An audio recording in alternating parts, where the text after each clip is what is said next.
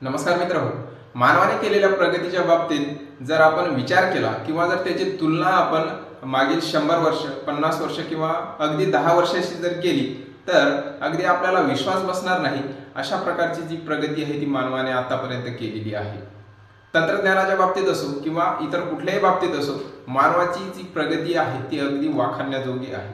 तो व्हिडिओ बघत आहेत याच्यामधील काहींना अगदी त्यांच्या लहानपणी मोबाईल किंवा फोन हे शब्द त्यांच्या लहानपणी त्यांना माहित सुद्धा नसते, परंतु मोबाईलचा जरी विचार आपण केला तरी मागच्या 10 वर्षासोबत जर त्याची तुलना केली तर 10 वर्षाच्या आधी मोबाईलची संख्या खूप कमी होती आणि अगदी आतापर्यंत जर आपण बघितलं तर मोबाईल जणू आपल्या हाताला चिपकलेलं 6वं बोटच आहे असं म्हणता येईल। मानवाने एवढी प्रगती केलेली आहे की पृथ्वी हा ग्रह सोडून अगदी मंगळावर जाऊन राहण्याचा सुद्धा मानव विचार करत आहे।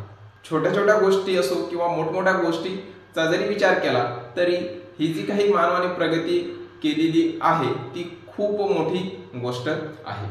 पण ह्या सगळ्या ज्या गोष्टी आहेत ते शक्य झालेल्या आहेत त्या म्हणजे आपल्या शिकण्यातून, आणि शिकण्यामागे जी महत्त्वाची भूमिका आहे ती आहे शाळांची। परंतु मग कधी असा विचार केलाय का की आपण जी शिक्षण पद्धती शिकत आहोत, ज्या शिक्षण पद्धतीप्रमाणे आपण शिकत आहोत ती अजूनही जुनीच का? एवढं जग बदललेलं असताना जी शिक्षण पद्धती आहे ती जुनीच का? नक्कीच मानवाने प्रत्येक क्षेत्रामध्ये एवढे बदल करून आणलेले आहेत, बदल घडवून आणलेले आहेत, परंतु जी शिक्षण पद्धती आहे ती तशीच जुनीच का आहे? तर चला जाणून घेऊयात आजच्या या व्हिडिओच्या माध्यमातून कोणत्या कोणत्या ज्या समस्या आहेत या शिक्षण पद्धतीमध्ये आहेत आणि त्याच्यावर आपल्याला कशा प्रकारे मात करता येईल। शिक्षण पद्धतीमध्ये जे काही समस्या आहेत तर इथे मी अभ्यासक्रमाच्या बाबतीत निश्चितच बोलत नाहीये। इथे जी पद्धती आहे, जो पॅटर्न आहे त्याच्या संदर्भात मी या व्हिडिओमध्ये आपल्याला सांगत आहे। बघा, इथे शिक्षण पद्धतीमध्ये ज्या समस्या आहेत ती एकच समस्या नाहीये, बऱ्याचशा अशा समस्या आहेत ज्यावर आपण बोललं पाहिजे। आता इथे मी थोडक्यात काही ज्या महत्त्वाच्या समस्या आहेत आणि त्यांचं निराकरण किंवा त्याच्यामध्ये कशा प्रकारे आपण बदल करू शकतो हे थोडक्यात आजच्या व्हिडिओच्या माध्यमातून आपण जाणून घेणार आहोत। तर बघा, सुरुवातीला आपण विचार करण्याऐवजी स्मरणशक्तीचा वापर याच्यावर बोलणार आहोत। बघा, विचार करण्याऐवजी स्मरणशक्ती याच्यामध्ये आपण सरळ सरळ इथे असं म्हणू की आपल्याला ज्यावेळेस शाळेमध्ये शिकवलं जातं त्यावेळेस मॅक्झिमम टाइम एखाद्या प्रश्नाचं उत्तर जे आहे तसं आपण काय करतो तर आपण स्वतः पाठ करून परीक्षेमध्ये पण त्याला लिहित असतो। तर आता इथे जर आपण स्वतःच्या विचाराने, बघा आता प्रश्न तर तुम्ही म्हणाल की बाबा प्रश्न तर जशाला तसाच लिहायला लागेल, परंतु स्वतःच्या विचारामध्ये त्याला कशा प्रकारे मांडता येईल हे आपल्याला कधी शिकवलं जात आहे का? कधी शिकवलं जातच नाही। शाळेमध्ये आपल्याला कशा प्रकारे स्वतः विचार केला पाहिजे त्याच्यावर आणि स्वतःच्या शब्दामध्ये कशा प्रकारे ते उत्तर आणखी लिहिता येईल हे आपल्याला कधी शिकवलंच जात नाही। म्हणजेच आपण जर आपल्या भाषेमध्ये, शाळेच्या भाषेमध्ये जर म्हणलं तर आपण रट्टा मारून बरेचसे जे व्हिडिओ पाहणारे विद्यार्थी आहेत किंवा इव्हन मी सुद्धा त्याच्यामध्ये असेल तर बरेचसे विद्यार्थी जे आहेत ते रट्टा मारूनच बऱ्याच वेळेस काय होतात तर पास होतात। नेक्स्ट जो पॉइंट आहे तो म्हणजे जीवन उपयोगी कौशल्यांचा अभाव। आता मला सांगा, किती जणांना शाळेत आर्थिक साक्षरतेबद्दल शिकवलं जातं? टॅक्स कशा प्रकारे भरला पाहिजे किंवा टॅक्स कशा प्रकारे भरतात हे शिकवलं जातं का? किंवा तुम्हाला शाळेमध्ये कर्जाचं जे व्यवस्थापन आहे ते कशा प्रकारे करायचं हे शिकवलं जातं? परीक्षेत गुण मिळवायचे, परंतु आयुष्यात नेमकं यशस्वी होण्यासाठी काय करायचं? कारण बरेचसे असे विद्यार्थी आहेत की जे 12वीच्या नंतर शिक्षण घेणं त्यांना शक्य होत नाही, मग त्यांनी त्यांच्या समोर आयुष्यामध्ये काय करायचं?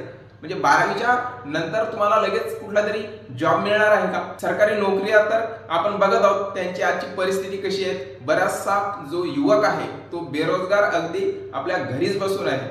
इव्हन त्यांचं शिक्षण जे आहे ते चांगल्या क्षेत्रामध्ये झालेलं असून सुद्धा त्यांना आज घरीच बसण्याची वेळ येत आहे। म्हणजे आपल्याला जे जीवन उपयोगी कौशल्य आहेत ते शाळेमध्ये कधी शिकवल्या जात नाही।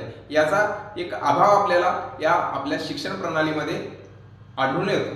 त्याच्यानंतर सर्वांसाठी एकसारखीच अशी शिक्षण पद्धती। म्हणजे बघा, कुठल्या विद्यार्थ्यांना आर्ट मध्ये आवड असते, कुठल्या विद्यार्थ्यांना विज्ञानाच्या जे काही नवीन नवीन शोध असतात या शोधांची आवड असते, परंतु याच्यामध्ये पण विद्यार्थ्यांना जो काही पॅटर्न आहे, जी काही पद्धत आहे ती सारखीच आपल्याला पाहायला मिळते। म्हणजे सायन्सचे जे विद्यार्थी आहेत त्यांना प्रयोग जो आहे तो बोर्डवर शिकवला जातो, परंतु ते स्वतः त्यांना परफॉर्म कधी करून दाखवल्याच जात नाही।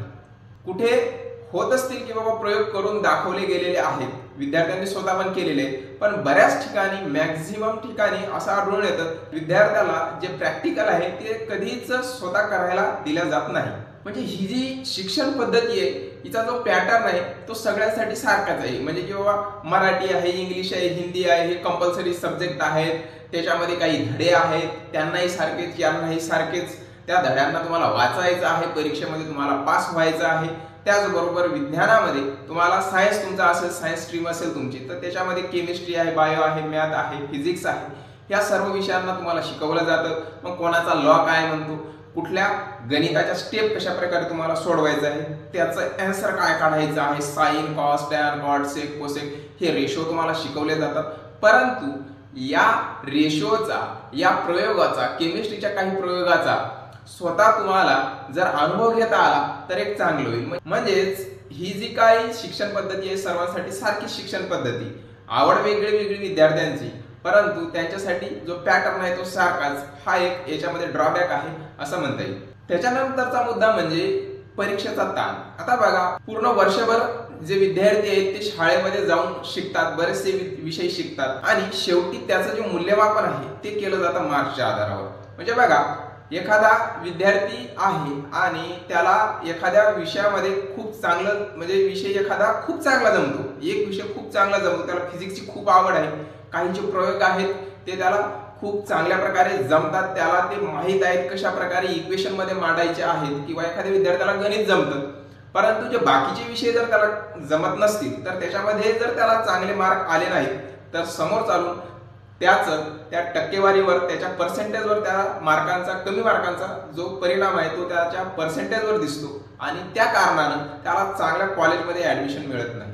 म्हणजे हे जे काही परीक्षेचा विद्यार्थी ताण घेतात, त्याचबरोबर विद्यार्थ्यांचे जे मार्क आहेत त्या मार्कांच्या आधारावर त्यांचं जे मूल्यमापन आहे ते केलं जातं। त्यांची बौद्धिक क्षमता काय आहे ही या मार्कांच्या आधारावर आपण ठरवतो, तर हे एक चुकीचं आहे। तर आता माझ्या मते हे 2 ते 4 जे आहेत ते मुद्दे जे आहेत ते ड्रॉबॅक याच्यामध्ये शिक्षण पद्धतीचे आहेत। तर आता याच्यावर पर्याय म्हणून आपण काय केलं पाहिजे, किंवा याच्यामध्ये काय बदल करता येतील, हे 2 ते 4 मुद्द्यांच्या आधाराने आपण जाणून घेण्याचा प्रयत्न करूया।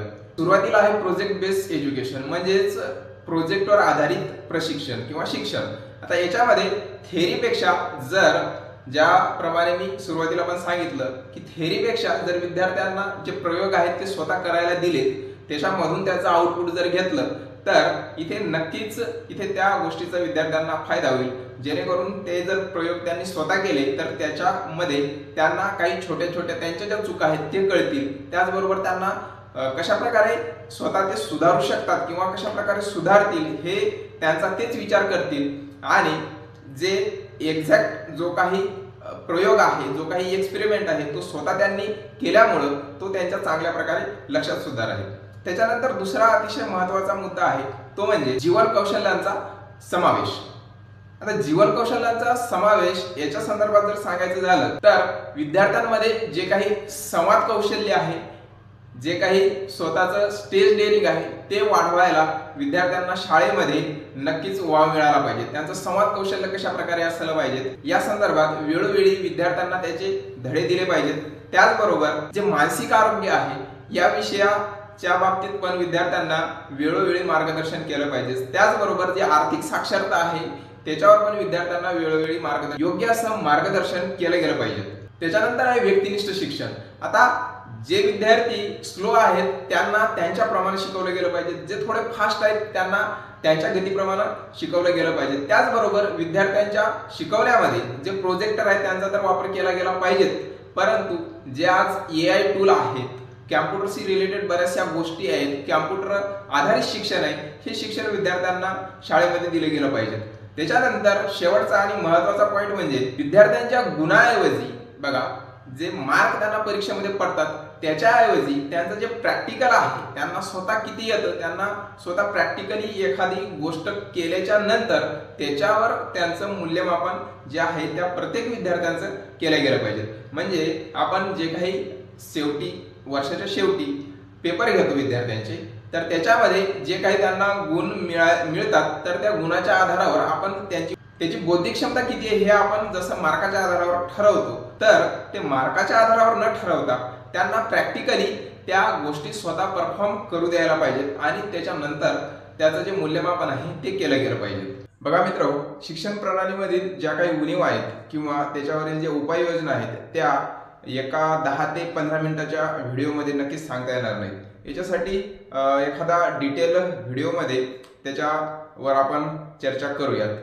तुम्हाला काय वाटतं, शिक्षण क्षेत्रामध्ये सर्वात मोठा बदल कोणता हवा हे नक्कीच कमेंट बॉक्समध्ये सांगा. आशा आहे हा व्हिडिओ माहितीपूर्ण वाटला असेल. खूप खूप धन्यवाद.